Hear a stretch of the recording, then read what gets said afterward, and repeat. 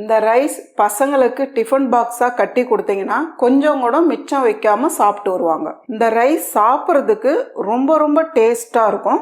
அதே போல ரொம்ப ஈஸியா செஞ்சிடலாம். வாங்க எப்படி செய்யறதுன்னு பார்க்கலாம். இப்போ ஒரு கடாய் வச்சுக்கலாமா. கடாய் சூடானதும் 1 டேபிள் ஸ்பூன் அளவுக்கு நெய் சேர்த்துடலாம். நெய் சூடானதும் ஒரு 2 டேபிள் ஸ்பூன் அளவுக்கு மிளகு சேர்த்துடலாம். இந்த ரைஸ் வெறும் மிளகு தான், காரம், அதனால தான். உங்களுக்கு காரம் எப்படி தேவைப்படுதோ நீங்கள் அதுக்கேற்ற மாதிரி சேர்த்துக்கலாம். மிளகு சேர்த்து கொஞ்ச நேரம் வறுத்துருங்க. இப்போ இது கூடவே ஒரு 100 கிராம் சின்ன வெங்காயம் எடுத்து 2 கட் பண்ணியிருக்கேன், இதை சேர்த்துடலாம்.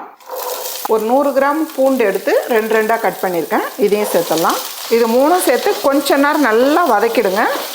உங்களுக்கு ரைஸ் எவ்வளோ தேவைப்படுதோ அதுக்கேற்ற மாதிரி வெங்காயம், பூண்டு, மிளகு இதெல்லாம் சேர்த்துக்குங்க.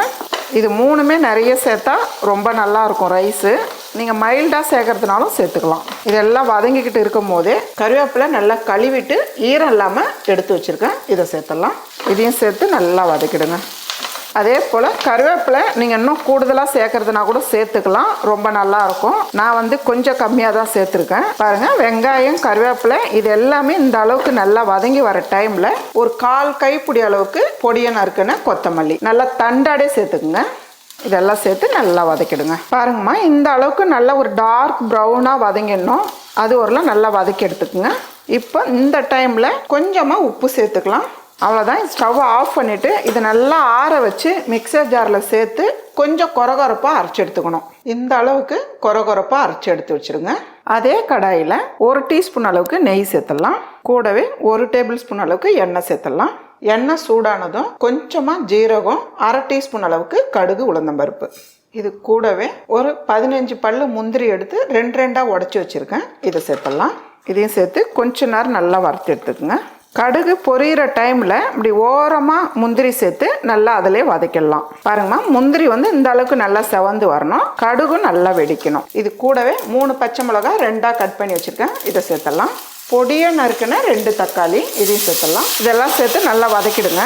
தக்காளி ரொம்ப குழகுழப்பாக வதக்க வேண்டாம், தக்காளி இருக்கிறது தெரியணும். அதனால் நல்லா ஓரளவுக்கு வதக்கினா போதும். தக்காளியோட பச்சை வாசனை போனால் போதும். கூடவே 2 சிட்டிக்கு அளவு மஞ்சத்தூள் சேர்த்துடலாம்.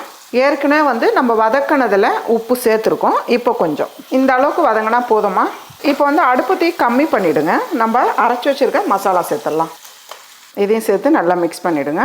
இந்த மசாலா சேர்த்து நீங்கள் ஓரளவுக்கு வதக்கினா போதும். நம்ம நல்லா வதக்கி தான் அரைச்சிருக்கோம், அதனால் கலந்து விட்டாலே போதும். நான் ரைஸ் தேவையான அளவுக்கு பாஸ்மதி ரைஸ் எடுத்து உதிரியாக வடித்து வச்சுருக்கேன். நீங்கள் எந்த ரைஸில் வேணாலும் செய்யலாம். இந்த சாப்பாடு ரொம்பவே நல்லாயிருக்கும்.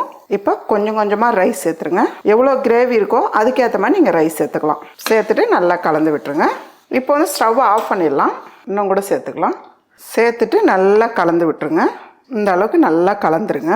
இந்த பூண்டு மிளகு சாதம் செய்யறதுக்கு ரொம்ப ரொம்ப ஈஸியாக இருக்கும். அதே போல் காலையில் பெரியவங்களுக்காக இருந்தாலும் குழந்தைங்களுக்காக இருந்தாலும் லஞ்ச் பாக்ஸாக கட்டி கொடுக்கறதுக்கு ரொம்பவே ஈஸியாக இருக்கும். அவ்வளோதாம்மா, நல்ல ஒரு டேஸ்டான ரொம்ப சிம்பிளான பூண்டு மிளகு சாதம் ரெடி.